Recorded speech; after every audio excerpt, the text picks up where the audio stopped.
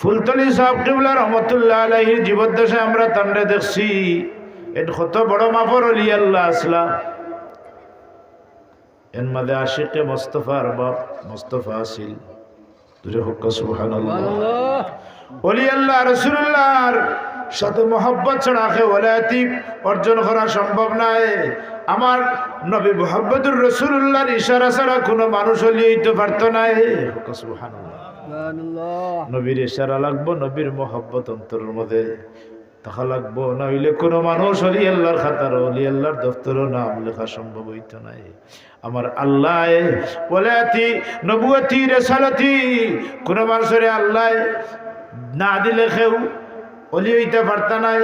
এটাই সিলেকশনে হয়, দুনিয়ার মেম্বার চেয়ারম্যান এমপি মন্ত্রী ইলেকশনে হয়, কিন্তু অলি আল্লাহ ইলেকশন হয় না, এটা সিলেকশন হয়।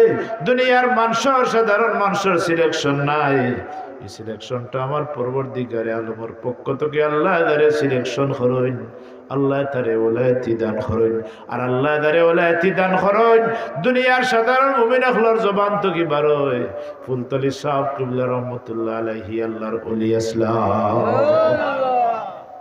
ফুলতলি সাহেব আল্লাহর অলি আসলা।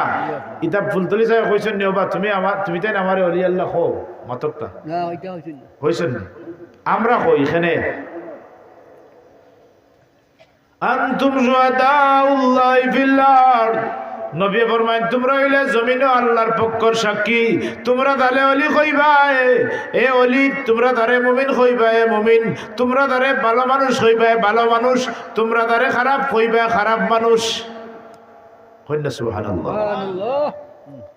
মানুষ মারা দেওয়ার বাদে বাদবালা দুইটা জাহির হয়, ঠিক কিনা? তবে আমি মইয়ত সম্পর্কে কোনো বাদ মন্তব্য করতে নাই, এটা হাদিস শরীফে নিষেধ হইছে। লা তাযকুরু মাউতাকুম ইল্লা বিখাইর। নবী ফরমায় তোমরা মৃত্যু সম্পর্কে বালা ছাড়া বাদ মন্তব্য করিও না। আর মুমিন বান্দা হল মারা দেওয়ার বাদে আল্লাহ তার মুমিন বান্দার জবান থেকে অটোমেটিক বাইর করিয়া দেয় অমুক মানুষ বড় সহজ সরল আছিল, বড় বালা মানুষ আছিল। এটা মাতইনি মানুষে অটোমেটিক মাতইন। এটা আল্লাহ দিলের মধ্যে গুয়াইয়া দেন, দিলের মধ্যে আল্লাহ দাহির করে দেন। ও বন্দার জবান থেকে বট পটাইয়া বার হয়ে দেয় অমুক রে ভাই শত ভালো মানুষ। কোনোদিন কোনো মানুষের কষ্ট দিছে না, কোনোদিন কোনো মানুষের গালি দিছে না, কোনো মানুষের লোকে বাদ ব্যবহার করছে না, বড় সহজ সরল মানুষ আছিল। এটা মানুষের মন্তব্য করেন না।